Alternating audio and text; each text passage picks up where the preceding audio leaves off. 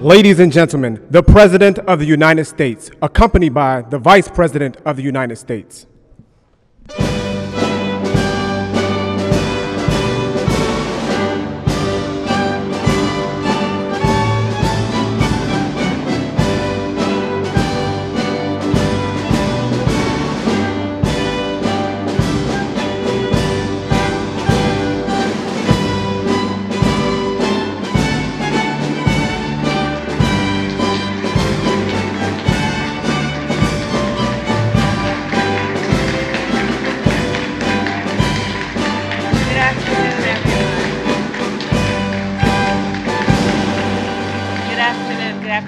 Have a seat. Good afternoon, everyone. President Biden, Speaker Pelosi, members of Congress, and my fellow Americans, it is an honor to be gathered with you today and to be joined by so many former colleagues from the Congressional Asian Pacific American Caucus. In particular, Congresswoman Grace Meng, you did so much to make this day possible. Thank you for that.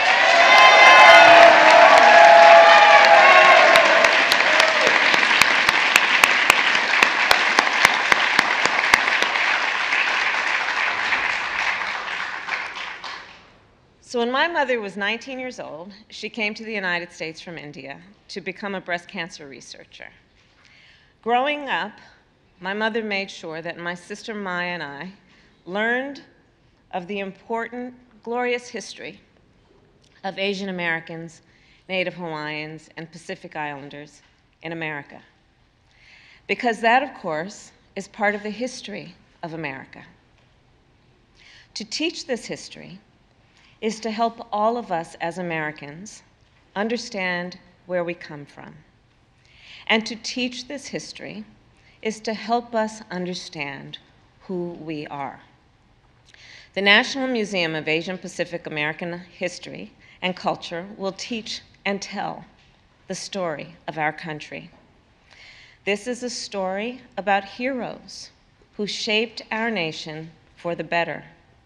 From the South Asian Americans who helped transform farming up and down the Pacific coast, to the Japanese Americans who defended our freedom during World War II, to the Chinese American garment workers who marched through the streets of New York City 40 years ago to win better pay and benefits for all workers.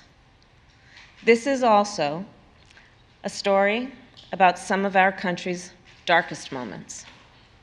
The Chinese Exclusion Act, the internment of Japanese Americans, the murder of Vincent Chen, discrimination against South Asian Americans after 9/11, and today's epidemic of hate, which is fueling violent acts against many communities, including the AA and NHPI community. Because you see, this is also American history. And we must teach it as it really happened, so that we can learn from our best moments and learn from our darkest moments, and in particular then, to ensure they are never repeated, our darkest moments. By equipping people with knowledge and historical context, then we can fight ignorance, dispel misinformation, and work toward a future where all people can live without fear, and a future where all people can help write the next chapter of American history. With that, it is my great honor to introduce the President of the United States, Joe Biden.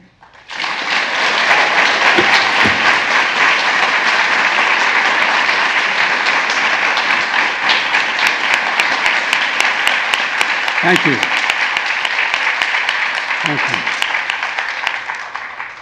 Good afternoon, folks. Thank you, Kamala. I think I should just stop right there. Because if anybody can talk about this, Kamala can, like so many of you in the audience. You know, it's good to see you as well, Doug. It must be hard following this act all the time, right? You do it well.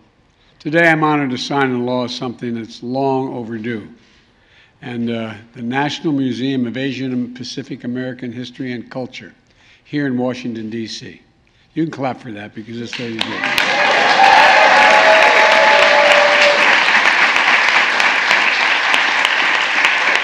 And I want to thank the many members of Congress who made this possible, especially Grace. Grace, stand up. No.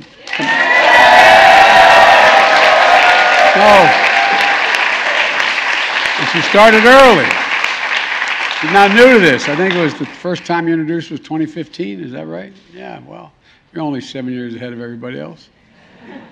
All kidding aside, and Judy as well is here, and Doris Matsui, and Speaker Pelosi, and senators who couldn't be here today because they're not in session right now, but they, including Mazie Hirono and Tammy Duckworth and Chuck Schumer, all members of the Congressional Asian Pacific American Caucus.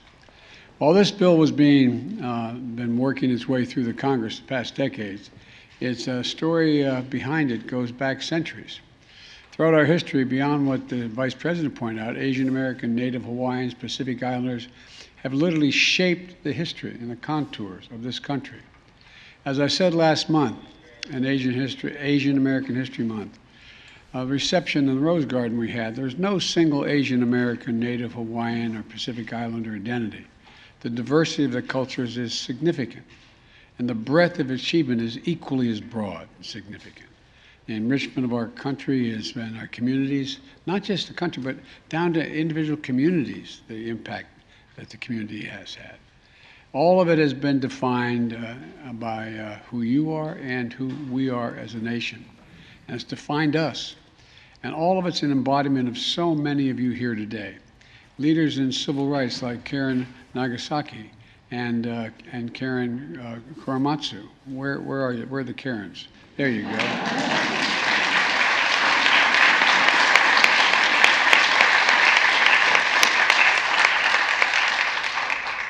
And military men like four-star General Tony Tagoba. Stand up, man. Come on.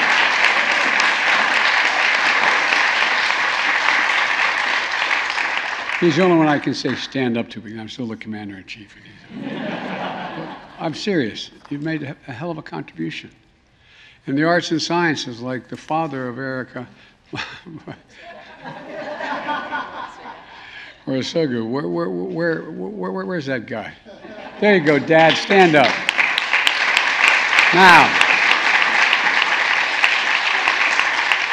I was asked by your daughter not to do that, but how can I not do that? She's the one that advises me on all these things. And too many business and public service people to mention, and so many more.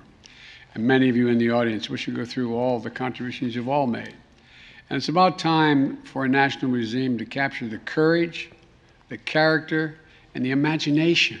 And maybe, from my perspective, looking from a little bit from a distance, is the dreams and the heart and the soul of the generations of our fellow Americans who came before you and all of you. That's what this law is going to do. That's what it's going to do. It's going to create a commission that will examine how to make the museum a reality, including whether it should be part of the Smithsonian. Now, we did this with other museums as well. This is the process. And the fact of the matter is it's similar to the process that the African American History and Culture Museum, the Latino History and Culture Museum, and the National Women's History Museum. Some of you are in both these museums, by the way. And it comes at a critical time. All kidding aside, it comes at a critical time. This year marks 1 year since the murder of 6 Asian American women in Atlanta, a symbol of the anti-Asian hate in America today. This year commemorates the 80th anniversary of the incarceration of 120,000 American citizens or Japanese Americans during World War II, which included, if you excuse my reference to 2 friends, included a dear friend who was a child, the late Norm Mineta, who went on to serve. He was in those camps when he was a child, went on to serve in the United States Army and in Congress and the cabinet. a commemoration at a time where there are those who seek to whitewash the history in our schools which took place. And I think, excuse it again, in Senate language, a point of personal privilege, I thank my dear friend who's not here, the late Danny Inouye, who taught me so much about so many things. A Japanese American who tried to join from Hawaii, but a Japanese American who tried to join the military when the war broke out, who had to fight to enlist in the United States military out of high school. Danny would recall what his father told him. I remember Danny telling me, I had to go back and check this today, but I remember Danny telling me about this years ago. He said, this is what his dad said, America has been good to us, Danny. It has given me 2 jobs. It has given you and your sisters and brothers an education. We all love this country. Whatever you do, do not dishonor your country. Remember, never dishonor your family. And if you must give your life, do it with honor. End of quote. Danny served in the famed 442nd Regimental Combat Team during World War II. And I might add, he earned the Medal of Freedom, and he also went on to do so much more. I was going to tell a story about he and Bob Dole, but I'm going to take too much time for the 50th anniversary of D-Day when they both got shot and badly wounded on mountaintops. I was with them both on mountaintops in Italy on the West Coast that were literally, as the crow flies, less than 2 miles from one another. Same time, same day. Anyway, today it's clear that the battle for the soul of America continues. That's why a museum like this is going to matter so much. Museums of this magnitude and consequence are going to inspire and educate. More than anything else, it's going to help people see themselves in the story of America, a story that makes us a better America, and it's made us a better America. And that's why it's so important to me that this administration looks like America. The people representing it looks like America, starting with the Vice President, including cabinet members and the staff at every single level. It's important to sign this bill with all of you here and from every walk of life. You represent every aspect of American life, many of whom will likely be celebrated in this museum as well. Let me close with this. Maya Lin, born in Ohio and the daughter of a Chinese immigrant and architect of the Vietnam Memorial on the Mall, and recipient of the Presidential Medal of Freedom, said, "It's not a matter of finding an idea, but allowing the idea to find you." This museum is going to help the idea find so many American souls. So many people from around the world who will one day walk in this museum and better understand the idea of America. The only nation, in my view, that can be defined in one single word: possibilities. Possibilities.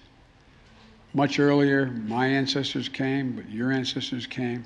What'd they come for? Because they believed there was possibilities here. Unlike any other nation in the world, possibilities. And you've all proven it. And I'm going to ask Speaker Pelosi, Grace, Judy, and other members of the Congressional Asian Pacific American Caucus to join me on stage while I sign this bill into law. And I look forward one day to visiting the National Museum of Asian Pacific American History and Culture with all of you.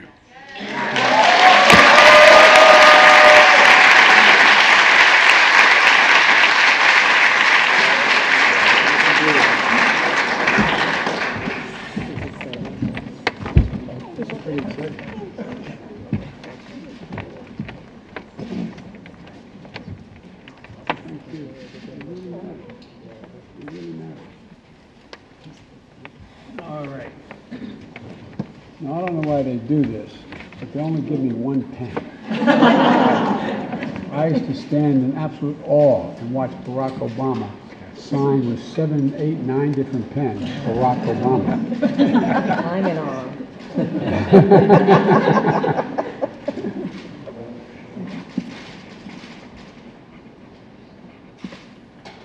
I'm going to give this pen to Grace, and all of you will get a pen.